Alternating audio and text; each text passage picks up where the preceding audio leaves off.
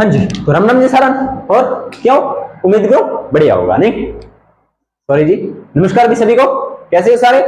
उम्मीद करूंगा बढ़िया होगे सब, बढ़िया आपकी तैयारी चल रही होगी, है ना। पिछली वीडियो आपको समझ में भी आई होगी और कंटेंट भी लगभग मैंने आपको अच्छा दिया था, 2 दिन बातें बताई थी, ठीक है। और उसके अलावा जैसे अपना प्रयास रहेगा मेरा कि आपको ना कुछ धार्मिक स्थल पर इंट्रोडक्शन करवाया जाए, तो शायद जैसे भी 1-2 दिन में या जैसे भी टाइम मिलता है मुझे या मिलेगा या जो भी सिस्टम बैठता है जैसे भी आपको प्रोवाइड करवाएंगे, ठीक है दोस्तों। तो उसके बाद में अपनी चर्चा करते हैं अपने आगे इस पर, ठीक है। और क्या बताना था आपको, हाँ इतनी बातें थी। चलिए, अपना टॉपिक चल रहा था जीवाणु के प्रकार, ठीक है, जिसमें अपने कौन सा पढ़ लिया था भाई? बेलनाकार वाला पढ़ लिया था ना? हाँ जी सर, बेलनाकार वाला तो पढ़ लिया था। अब अपने आगे बढ़ते हैं, है ना, आगे बढ़ते हैं। कौन सा होता है अगला प्रकार? होता है जी दूसरा, गोलाकार। कौन सा? उनकी आकृति या कोशिका के आधार पे बताया गया है ये प्रकार, आकृति या कोशिका के आधार पे। तो कुछ जीवाणु तो बेलनाकार होते हैं, जैसे बैसिलस एंथ्रेसिस, जो एंथ्रेसिस रोग का कारण है, पिछले क्लास में डिस्कस किया था ना उसके बारे में। अब अपना है अगला गोलाकार, यानी कि ये जीवाणु अपने गोल गोल दिखाई देते हैं, गोल गोल लड्डू पतासा शक्करपारा, ठीक है, तो गोल गोल दिखाई देते हैं। अभी इन्हें बोलते हैं, इन जीवाणु को क्या नाम बोला जाता है? इन्हें प्यारे बच्चों कोकस भी बोलते हैं। क्या बोलते हैं? कोकस। क्या बोलते हैं जी? कोकस। क्या बोलते हैं जी? कोकस बोलते हैं, ठीक है। यह सबसे छोटे जीवाणु होते हैं, सबसे छोटे। चलो आपको ना मैं एक चीज बताता हूं, इसको साइंस को मैं थोड़ा सा बायोलॉजी को फिजिक्स में लेके चलूं। मैं आपको बोलूं कि सबसे छोटी आकृति बनाओ, तो आप क्या बनाओगे? सबसे छोटी आकृति प्यारे बच्चों गोल ही बना पाओगे, इससे छोटी आकृति आप नहीं बना पाओगे। डॉट बना सकते हो सबसे छोटी आकृति, तो डॉट कैसा बनता है? बिल्कुल गोल बनता है, ठीक है। अब इसके साथ में आपको क्या ध्यान रखना है? तो मैंने बताया गोलाकार कोकस, और कोकस जीवाणु कौन से होते हैं जी? सबसे छोटे होते हैं। याद हो गया होगा, उम्मीद करता हूं कोई दिक्कत आपको नहीं हुई होगी, ठीक है ना। चलिए आगे बात करते हैं। अगला क्या है? कोशिका विन्यास के आधार पर। अब इसका यानी कि गोलाकार को भी आगे और भागों में बांटा गया है, किसके आधार पर? यानी कि गोलाकार जीवाणु की बात कर रहे हैं, गोलाकार को भी आगे और उप 4 भागों में बांट दिया। कितने भागों में? 4 भागों में। कौन कौन सा? माइक्रोकोकाई, माइक्रोकोकाई। माइक्रोकोकाई की क्या बात होती है? माइक्रोकोकाई को अपने साइड में लेके, अब देखो आप पहले इसका स्क्रीनशॉट ले लो, क्योंकि अपने पास जगह है कम और मैटर है ज्यादा। स्क्रीनशॉट लीजिए भी फटाफट, स्क्रीनशॉट लीजिए, स्क्रीनशॉट लीजिए फटाफट फटाफट। चलिए हो गया स्क्रीनशॉट, ठीक है जी। अपने देखिए माइक्रोकोकाई के बारे में पढ़ रहे हैं, ठीक है, माइक्रोकोकाई। अब आपको क्या याद रखना है? माइक्रोकोकाई, इसमें क्या होता है? कोशिका के आधार पर ये एक कोशिकीय जीव होता है, यानी कि एक ही कोशिका होता है। अब आप बोलोगे सर जीवाणु तो एक कोशिकीय होता है। हाँ जी बेटा जी, एक कोशिकीय होता है, लेकिन ये भी एक कोशिकीय होते हुए भी अकेला रहना पसंद करता है, बिल्कुल अकेला, एकांतवास, ठीक है। तो इसका जो एग्जांपल आपको याद रखना है माइक्रोकोकाई का, वो याद रखना है माइक्रोकोकस। माइक्रोकोकस, माइक्रो का मतलब छोटा ही होता है ना, माइक्रो का मतलब छोटा होता है सबसे, माइक्रो का मतलब सूक्ष्म, ठीक है। कोकस का जीवाणु आपने पढ़ ही रहे हैं, उसके बारे में हो गया, ठीक है जी। अगला दूसरा प्रकार है डिप्लोकोकाई। डिप्लोकोकाई, कोकाई को आप कोकस से याद कर लो, ठीक है। इसमें डिप्लोकोकाई में क्या होता है? डिप्लोकोकाई में प्यारे बच्चे होता है 2 कोशिकाओं का समूह है। डिप्लो का मतलब 2 और कोकाई का अपने, डिप्लो का मतलब 2 कोशिका, माइक्रो का मतलब 1 कोशिका, डिप्लो का मतलब 2 कोशिका, माइक्रोकोकाई समूह है। इसका आपको क्या याद रखना है? डिप्लोकोकस न्यूमोनी, डिप्लोकोकस न्यूमोनी, ठीक है, डिप्लोकोकस न्यूमोनी। ये हो गया याद आपको। अब आपको याद हो तो ये डिप्लोकोकस न्यूमोनिया ना, ये न्यूमोनिया रोग का रोग कारक है। न्यूमोनिया, न्यूमोनिया, न्यूमोनिया या निमोनिया, न्यूमोनिया भी लिखा हो सकता है, निमोनिया भी लिखा हो सकता है। मानव रोग वाले में करवाया था ना, तो ये रोग होता है और इसका रोग कारक क्या हो गया? Diplococcus pneumonia. तो सीधी सी बात है, जीवाणु द्वारा कौन सा रोग होता है? निमोनिया। इतनी बात क्लियर। तीसरा है आपका स्ट्रेप्टोकोकाई। कौन सा? स्ट्रेप्टोकोकाई। इसकी क्या खास बात होती है? यह होता है प्यारे बच्चों अनेक कोशिकाओं का समूह है। कितनी कोशिकाओं का? अनेक, इन्फिनिटी कोशिकाओं का समूह होता है, अनेक कोशिकाओं का समूह। स्ट्रेप्टो का मतलब अनेक कोशिका, ठीक है। इसका एग्जांपल है Streptococcus lactis, Streptococcus lactis, Streptococcus lactis. अगला है सारसिल्ली या सारगासम। इसमें क्या होता है? सारसिल्ली में होता है 4 से 64 कोशिका, 64 से 128 कोशिका के पैकेज होते हैं। या तो 4 कोशिका के पैकेज होंगे, यानी 4 से लेकर 28 कोशिकाओं के अलग अलग पैकेज हो सकते हैं, पैकेज या पैकेट कुछ भी समझ लो, उन कोशिकाओं को बोलते हैं सार्गनम, सार्सिनम या सार्गासम। ठीक है, ये हो गए जी अपने प्रकार, किसके? कोकस के। चलिए आगे बात करते हैं। अगला प्रकार है सर्पिलाकार। कौन सा? सर्पिलाकार। जीवाणु सर्पिलाकार भी तो हो सकते हैं ना, ठीक है। तो सर्पिलाकार यानी कि ऐसे ऐसे, जैसे जिस तरह से सर्प गति करते हैं ना, उस प्रकार से, ठीक है, सर्पिलाकार। तो इसमें आपको क्या याद रखना है? स्पाइरिलम स्ट्रॉम, स्पाइरिलम स्ट्रॉम, बस ये इसका एग्जांपल है, स्पाइरिलम स्ट्रॉम। उसके बाद में कोमाकार, कोमा, हिंदी वाले सर ने करवा दिया होगा ना, हिंदी वाले सर ने इनको बोला था अंश विराम, शायद अर्धपूर्ण विराम, ऐसा कुछ बताया था आपको, लेकिन इंग्लिश में से कोमा बोलते हैं। इंग्लिश में क्या बोलते हैं? कोमा, ठीक है, क्या बोलते हैं इंग्लिश में से? कोमा। दोबारा फिर देख लो, इसे बोलते हैं इंग्लिश में कोमा, ठीक है, कोमा बोलते हैं। तो इस प्रकार के जीवाणु जो कहते हैं वो होते हैं कोमाकार, कोमाकार, ठीक है। एग्जाम्पल विब्रियो कोमा, यानी कि इस कोमाकार के जीवाणु, जो कुछ जीवाणु होंगे ना जिस संरचना कैसी होगी, इसे कोमा प्रकार की होगी। और एग्जाम्पल आपको क्या याद रखना है? एग्जाम्पल आपको रखना है विब्रियो, विब्रियो, विब्रियो कोमा, ठीक है जी। कोमाकार भी आपको समझ में आ गया होगा। चलिए आगे बात कर लेते हैं।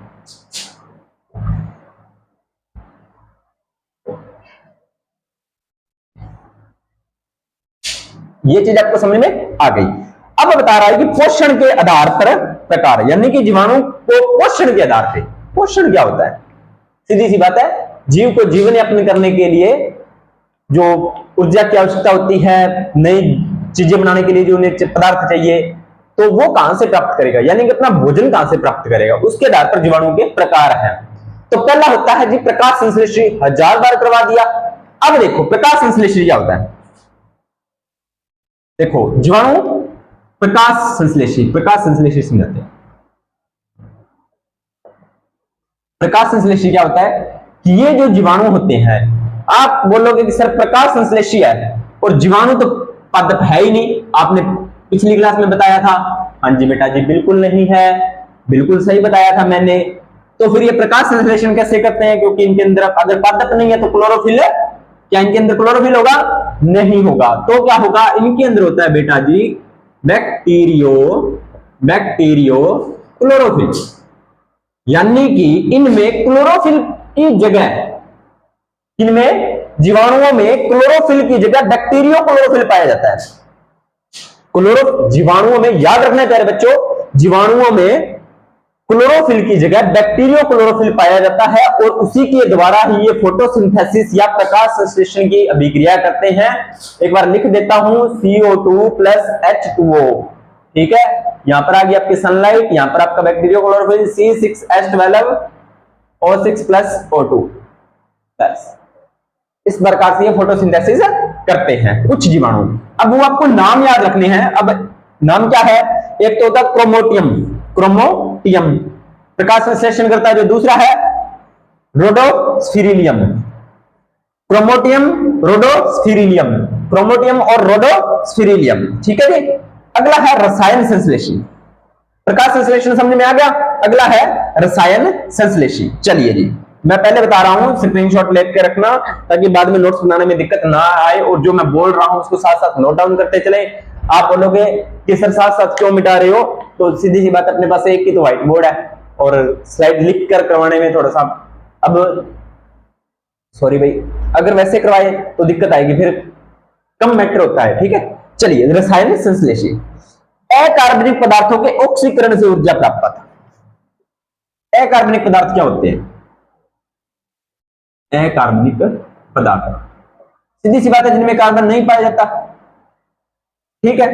अब इनके ऑक्सीकरण से, ठीक है, ऑक्सीकरण, चलो अब मान लीजिए अकार्बनिक पदार्थ तो आप कोई भी मान लो, ऑक्सीकरण का मतलब क्या होता है? वैसे अपने इसका अगला चैप्टर रहेगा केमिस्ट्री का, ऑक्सीकरण अगले से अगला चैप्टर रहेगा ऑक्सीकरण और अपचयन, उसमें आपको अच्छे से समझाऊंगा।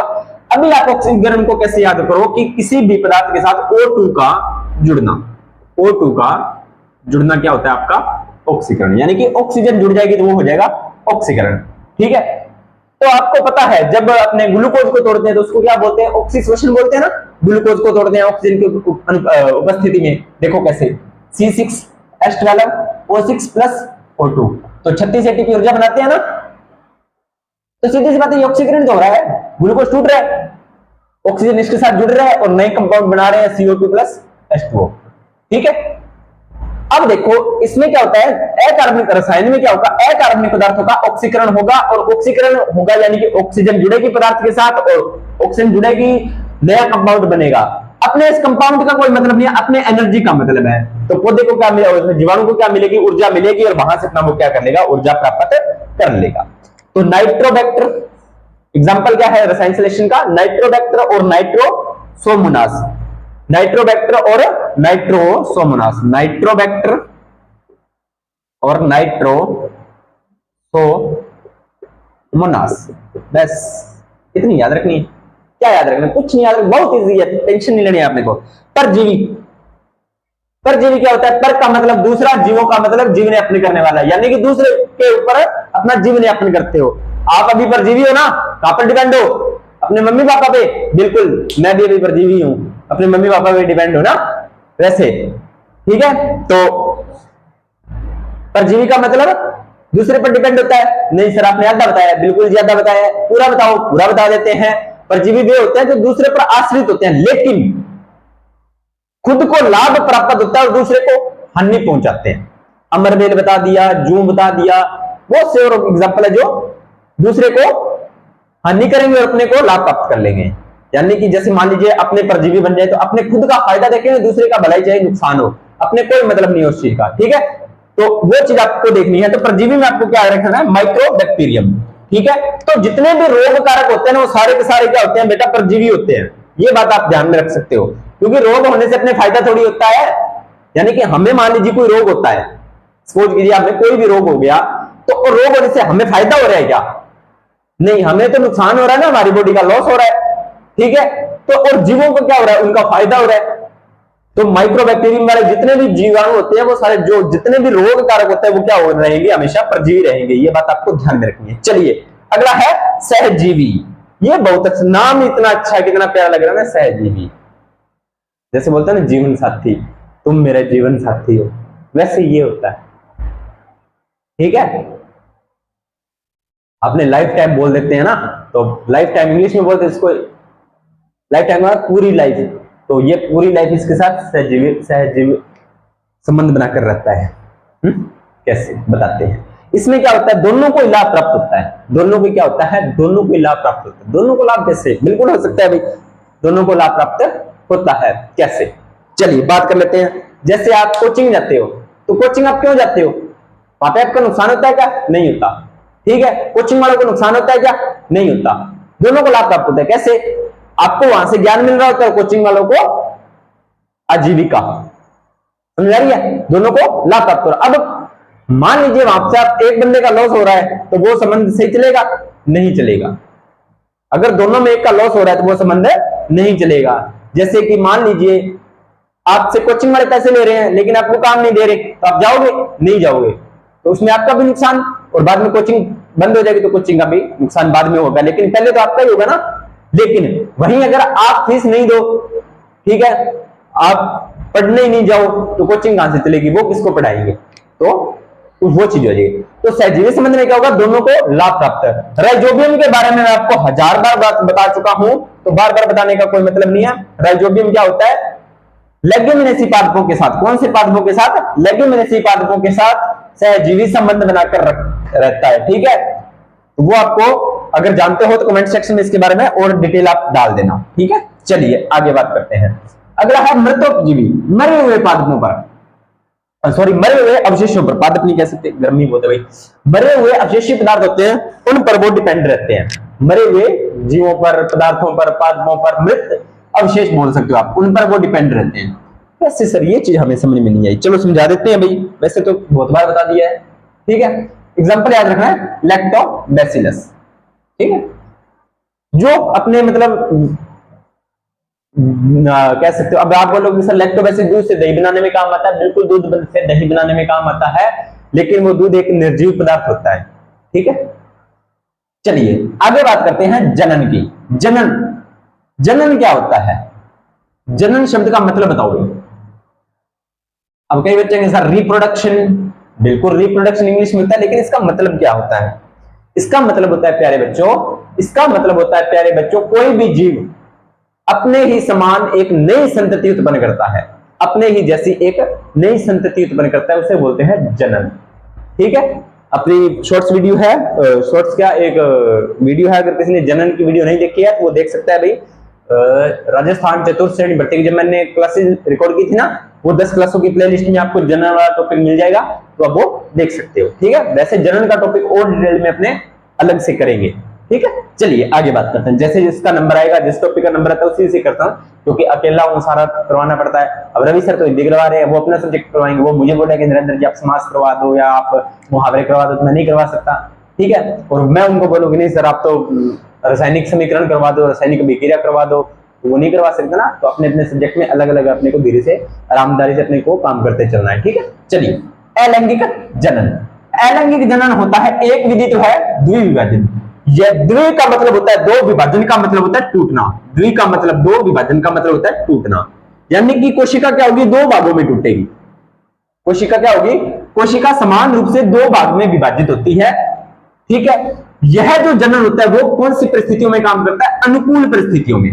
कहां पर? अनुकूल परिस्थिति, यानी कि ताप भी अनुकूल हो, आर्द्रता भी अनुकूल हो, ठीक है, वायुमंडल भी अनुकूल हो, तो अनुकूल परिस्थिति में होने पर ये जीवाणु, ये संख्या याद रखना कि एक जीवाणु, एक सिंगल जीवाणु 1 घंटे में बीजाणु 10 लाख से 10 लाख तक जीवाणु बना सकता है। यानी कि एक जीवाणु, ये मान लीजिए एक जीवाणु है, टाइम क्या है 1 और 4, 1 घंटे बाद में आपको 10 लाख तक प्राप्त करके दे देगा, 10 लाख जीवाणु।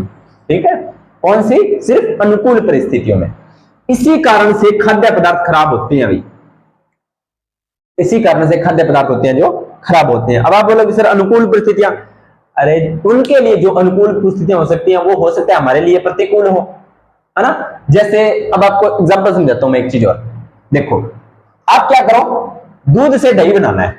दूध से क्या करना है आपने? दही बनाना है। दूध से दही बनाना है। अब मैं आपको अलग अलग सिचुएशन देता हूं। आप क्या करो, दूध को जैसे कच्चा दूध बोलते हैं, जैसे आपने गाय से दूध प्राप्त किया और सीधा उसमें छाछ मिला दो। कच्चा दूध मैं लिख रहा हूं समझाने के लिए, कच्चा दूध, उसमें आप क्या करो, छाछ मिला दो। छाछ, क्या इससे दही बन जाएगी? नहीं बनेगी। अब आप क्या करो, दूध को फुल उबाल लो, अब उसमें छाछ मिला दो, क्या दही बन जाएगी? मुझे नहीं लगता बनेगी, नहीं बनेगी। वहीं आप दूध का नॉर्मल टेम्परेचर रखो, वो कितना होता है, सॉरी वो मुझे अभी नहीं पता है, मम्मी से पूछकर बता दूंगा, वो बता देंगे। और बागड़ी में वैसे कहते हैं उनको कोसा सा बोलते हैं। ठीक है, तो वो दूध आपका होगा, नॉर्मल टेम्परेचर होगा, यानी कि रूम टेम्परेचर से आप थोड़ा सा बढ़ सकते हो।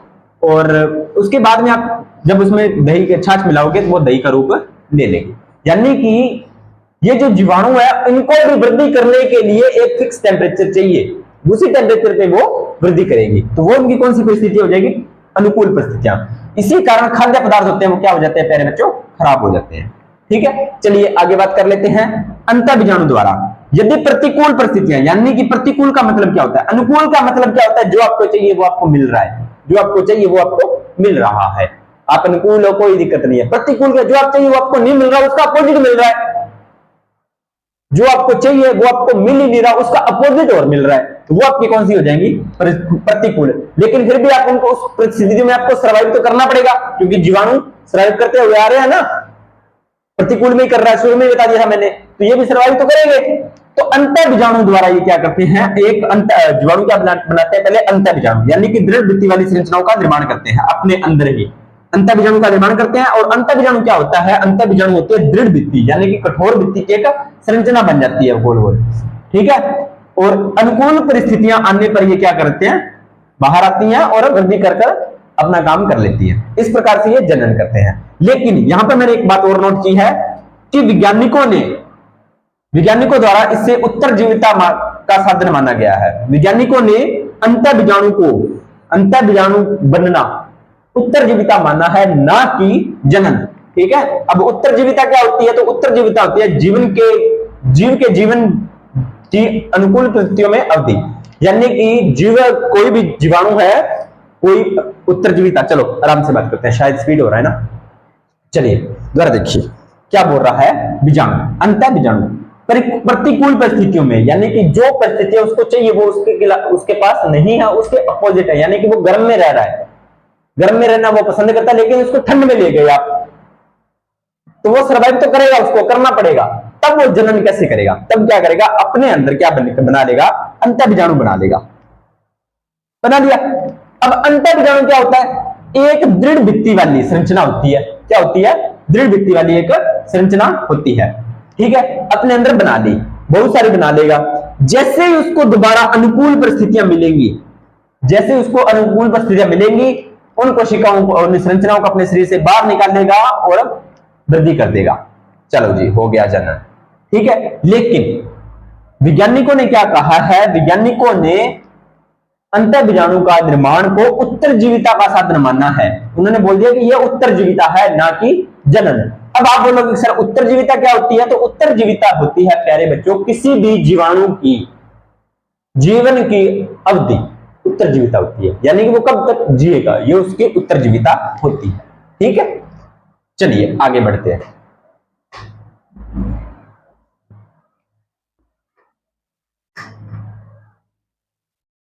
अगला है लैंगिक जनन। क्या है जी अगला, लैंगिक जनन।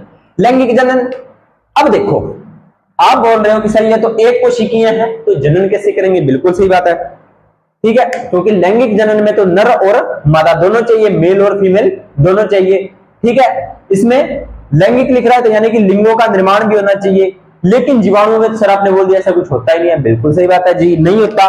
और यहां पर मैंने लिख भी दिया है कि जीवाणुओं में, इसमें जीवाणुओं में युग्मक का निर्माण नहीं होता, युग्मक का निर्माण जीवाणुओं में नहीं होता।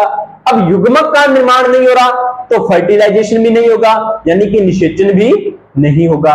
और आपको पता है युग्मकों का निर्माण और निषेचन होना लैंगिक जनन का एक मुख्य भाग है, ठीक है। तो ये दोनों तो हो ही नहीं रहा, तो सर फिर ये लैंगिक जनन कैसे हो गया।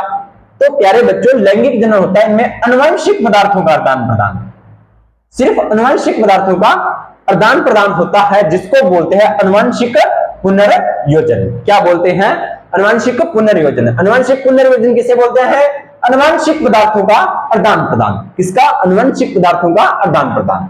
यह होता है प्यारे बच्चों तीन प्रकार से, सहयुग्मन, जीन वहन और रूपांतरण। सहयुग्मन क्या होता है, सहयुग्मन की खोज किसने की थी, लेटरबर्ग और टैटम ने सहयुग्मन की। दोबारा से फिर लिख देता हूं, सहयुग्मन किसने की थी, लेटरबर्ग व टैटम ने। कब की थी, 1946 में, ठीक है। इसने क्या बोला था सहयुग्मन के लिए, इसने बोला था कि दो कोशिका मिलकर मिलती है, यानी कि एक जीवाणु आया, ये एक जीवाणु आया, आपस में मिले, और आपको पता है यहां पर पदार्थ होते हैं न्यूक्लिक पदार्थ। अब देखो अगली स्टेप क्या बनेगी, ये आपस में मिक्स हुए, इन्होंने अपने पदार्थों को साझा किया, लो जी हो गया जनन। जीन वहन, दूसरा जीन वहन की खोज किसने की थी, जीटर ने और लेटरबर्ग ने। कब की थी, 1952 में। इसमें क्या होता है, विषाणु, इसमें माध्यम कौन बनेगा, विषाणु बनेगा, यानी कि ये एक जीवाणु है। क्या है, जीवाणु, ठीक है। ये एक विषाणु आया, इसके अंदर एंटर किया, विषाणु आपको पता है सजीव और निर्जीव के बीच की झगड़ी, तो इसके अंदर एंटर किया, यहां से इसका न्यूक्लिक पदार्थ लिया, वापस गया, दूसरी कोशिका जीवाणु के पास गया, उसके पास अनुवांशिक पदार्थ के पास छोड़ दिया, और ये हो गया फर्टिलाइजेशन। निषेचनी मतलब पदार्थों का, अनुवांशिक पदार्थों का आदान प्रदान हो गया, निषेचन नहीं कह सकते, सॉरी भाई, निषेचन। अब क्या बोल रहा है ये, विषाणु द्वारा एक बीजाणु का डीएनए, विषाणु क्या करेगा, देखो विषाणु क्या करेगा, एक जीवाणु का डीएनए लेकर जाएगा, दूसरे जीवाणु के डीएनए से मिला देगा। एक विषाणु क्या करेगा, आएगा, जीवाणु से संपर्क करेगा, उसका डीएनए निकाल लेगा, लेके जाएगा दूसरे जीवाणु को, डीएनए को उसके अंदर मिक्स कर देगा, हो गया जी अनुवांशिक पदार्थों का पुनर्योजन। यही तो है अनुवांशिक पदार्थों का आदान प्रदान या अनुवांशिक पदार्थों का मिलना, बस। इसके बाद में है रूपांतरण। इसमें क्या होता है, इसकी खोज की थी लीफ्रिथ ने। किसने की थी, रूपांतरण की लीफ्रिथ ने। कब की थी, इसने की थी 1928 में, ठीक है जी। 1928 में। इसमें क्या होता है, बाहरी माध्यम से डीएनए अवशोषण करके आनुवंशिक पदार्थ का रूपांतरण हो जाता है बस। यानी कि बाहरी माध्यम से, कोई भी हवा हो सकती है, जल हो सकती है, वायु हो सकती है, कुछ भी हो सकता है, बाहरी माध्यम से डीएनए आएगा और आनुवंशिक पदार्थ का डीएनए अवशोषण होगा बाहरी माध्यम से, यानी कि बाहरी माध्यम से जीवाणु का डीएनए को निकाला जाएगा, उसके बाद में दूसरे के अंदर भेज दिया जाएगा और डीएनए से आनुवंशिक पदार्थ आगे बन जाएंगे। इस प्रकार से ये आनुवंशिक पुनर्योजन होता है। ठीक है जी, तो आपने जनन पढ़ लिया, पोषण पढ़ लिया, प्रकार पढ़ लिए। अब कल अपने बात करेंगे इसके बारे में, आनुवंशिक लाभदायक जीवाणु, यानी कि जीवाणु अपने लिए किस प्रकार से लाभ हो सकते हैं, उसके बारे में बात करेंगे। तब तक आप क्लास को ज्यादा से ज्यादा शेयर कीजिए, लाइक कीजिए, कमेंट कीजिए और चैनल को सब्सक्राइब कीजिए और करवाइए, और ज्यादा से ज्यादा वीडियो को देखिए। भाई अकेला सब्सक्राइब करवाने से कुछ नहीं होता, कई बच्चे होते हैं सब्सक्राइब करके छोड़ देते हैं, वीडियो को देखते नहीं है, तो उसका कोई फायदा नहीं है, उसका कोई फायदा नहीं है। ठीक है, तो क्लास को ज्यादा से ज्यादा शेयर कीजिए सभी दोस्तों के साथ और उसको स्टडी भी किया कीजिए। ठीक है, और आपके लिए क्वेश्चन क्या रहेगा, आपके लिए आज का क्वेश्चन रहेगा कि विषाणु की खोज किसने की थी? किसकी? विषाणु की खोज, विषाणु की खोज। और मुझे बताइए केंद्रिका की खोज, केंद्रिका की खोज। ये दो क्वेश्चन बताइए। ठीक है, तो ये दो क्वेश्चन है आपके पास, विषाणु की खोज और केंद्रिका की खोज। इनका आप जवाब दीजिए कमेंट सेक्शन में। क्लास को ज्यादा से ज्यादा लाइक कीजिए, शेयर कीजिए, कमेंट कीजिए और मिलते हैं तब तक। धन्यवाद।